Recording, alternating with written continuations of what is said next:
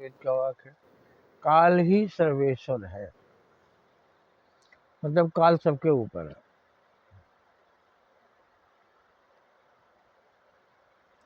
जितने लोगों ने जन्म लिया है वो सभी को एक दिन जाना है, सबकी निश्चित अवधि है। तो काल सर्वेश्वर है, सबका ईश्वर है, सबसे शक्तिशाली है, इसलिए काल को हमेशा याद रखना चाहिए। अब मरने के बाद संसार में हम पूजे जाएंगे कि हम राक्षस कहलाएंगे, इसकी चिंता करनी चाहिए।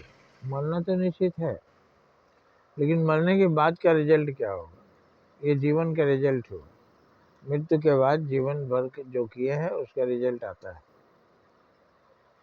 जैसे साल भर पढ़ने के बाद परीक्षा के बाद रिजल्ट आता है, उसी तरह से जीवन समाप्त और अंतिम अवस्था में रिजल्ट आता है। आपने जीवन भर क्या किया उसका हिसाब होता है, ये समाज हिसाब करता है, समाज ही ईश्वर है। तो आप ऐसा कुछ लिख के जाइए कि मरने के बाद लोग आपका नाम लें श्रद्धा से।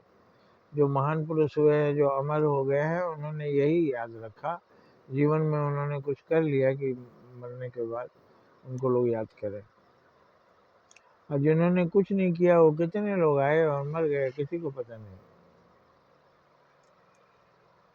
अब जो मन लगाकर गुरु जी के साथ पढ़ा, गुरु जी के सर चरण में रहकर पढ़ा, वो जीवन भर किसी अच्छे पद पर चला गया, सेवा किया, सुखी रहा।